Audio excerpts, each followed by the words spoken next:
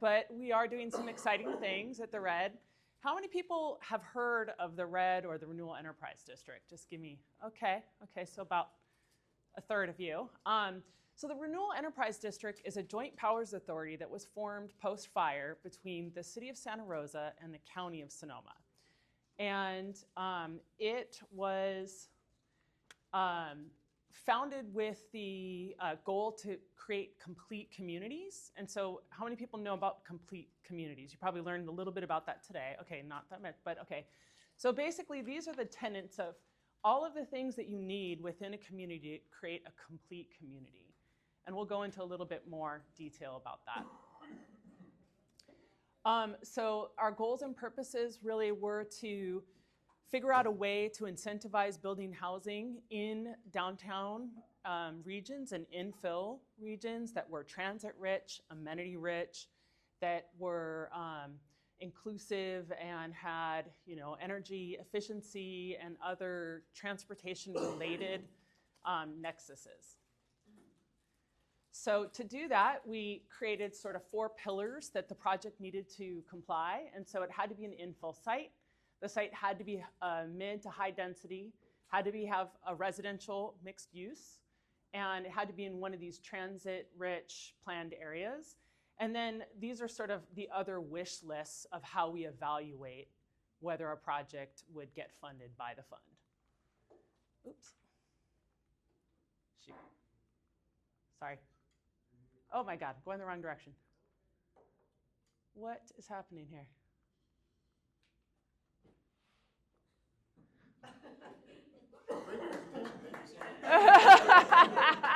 You got a preview there real fast. Sorry. I thought if I pressed it backwards. Okay, all right, now we're on track. Okay, so just making sure you're paying attention. So basically the RED, the Renewal Enterprise District, is the Joint Powers Authority.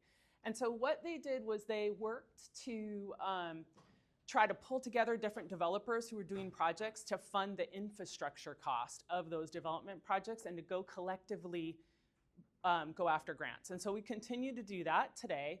And this is a list of all of the grants that we participated in and tried to facilitate with either grant funding expertise or by pulling different developments together under one umbrella to be able to be more competitive against the other Bay Area cities that were also competing for those same grant dollars. And so what we found out was that this was hugely successful, and it kind of was a little bit of a game changer that set the table for the creation of the RED Housing Fund.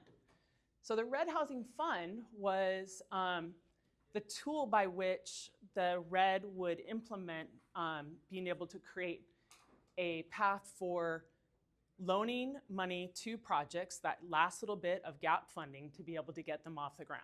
And so again, this is Casa Roseland, which is here in Santa Rosa.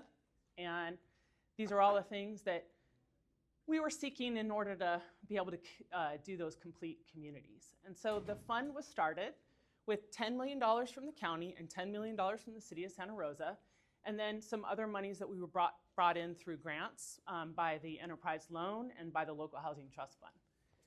So $22 million in lending capital, and we put out a notice of available funding, and these are the projects that won based on that criteria that I showed you before. And these are the projects that have been built. They're all in construction actually right now, with the first 4 being complete for a total of 632 apartments or units. So this was the local housing trust fund. And so what is interesting about this is that we were surprised that we were as competitive as other places like San Mateo and City of Berkeley.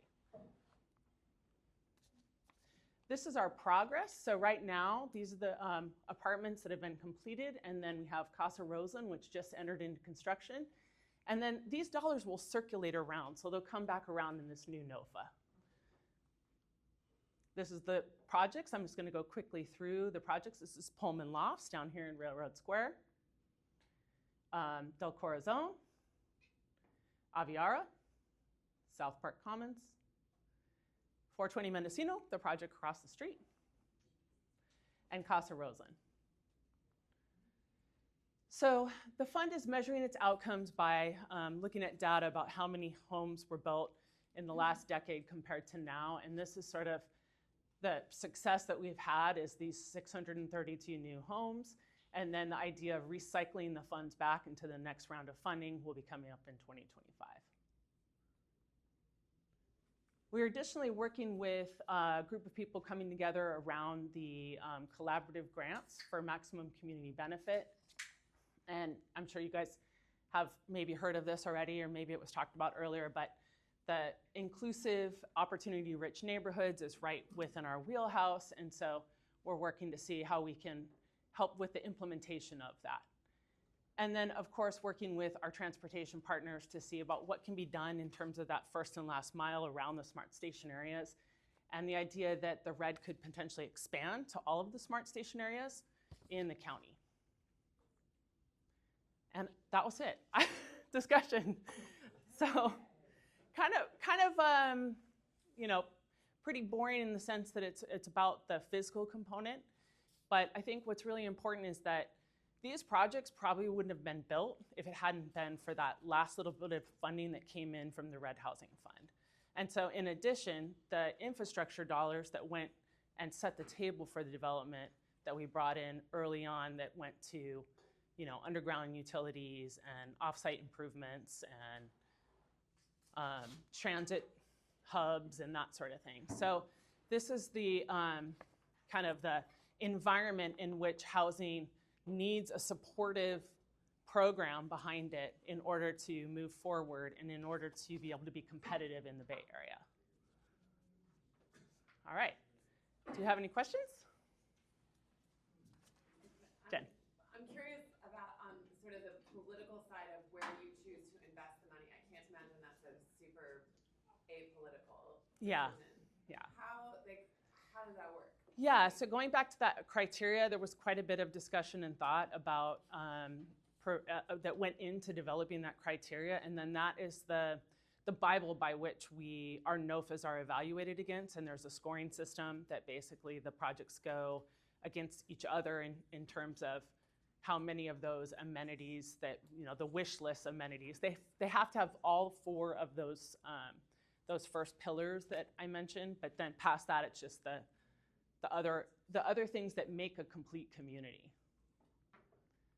So if we go back to that slide here. Oh.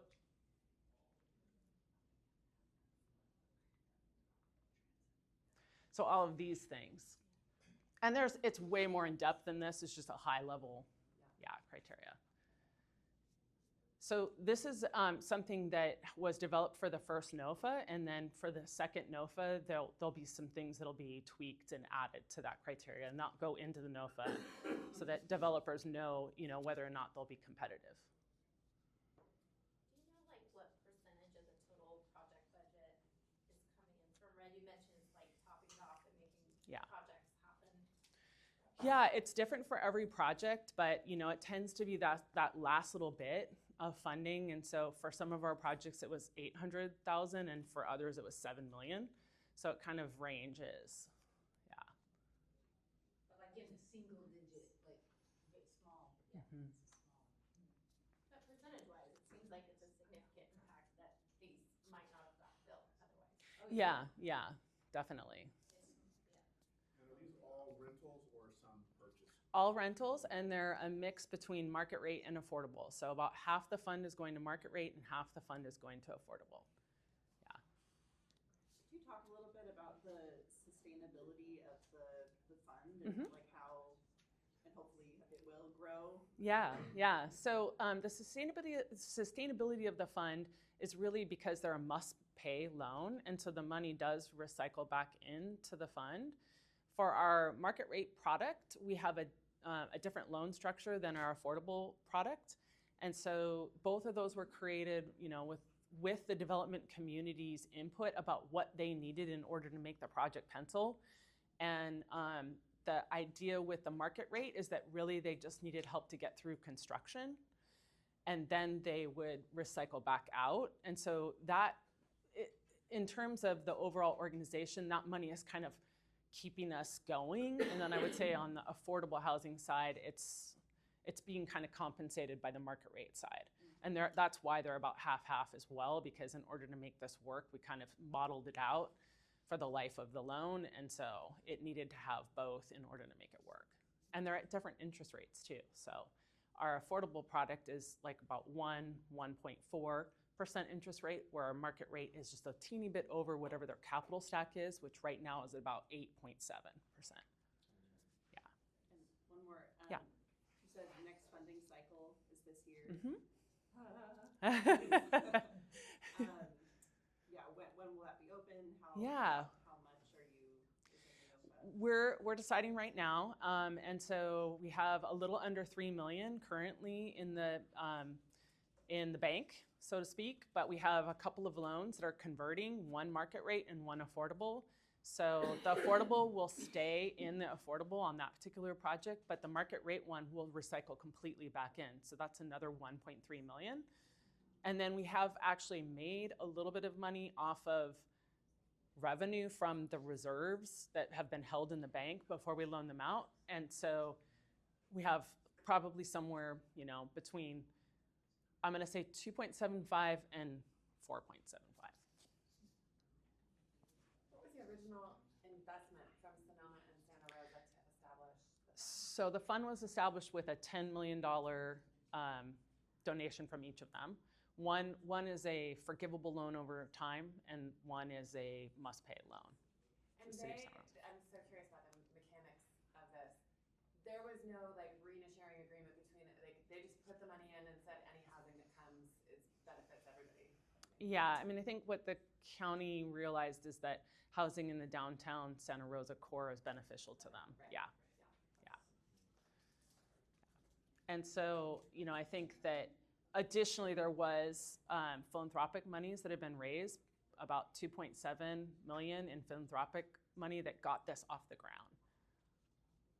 Are there Startup other funds. municipalities like in Sonoma County that are in the works to partner with the county? We would like to expand and be a regional product, but right now because the founders have established the first round, needed to happen in Santa Rosa, but now we're opening it up to a greater. So we've been in communication with other jurisdictions: Healdsburg, Windsor, Roanoke Park, Cotati, Petaluma, and the idea is to bring it regionally with all of you to all of the Smart Station area plans, and go after that first slide that I showed with all the numbers of all the different grants. It's that's where I think we can really bring in money that we would not otherwise be competitive because of various reasons. That we could do that if we had a big vision, a big plan, and we did it on a regional scale.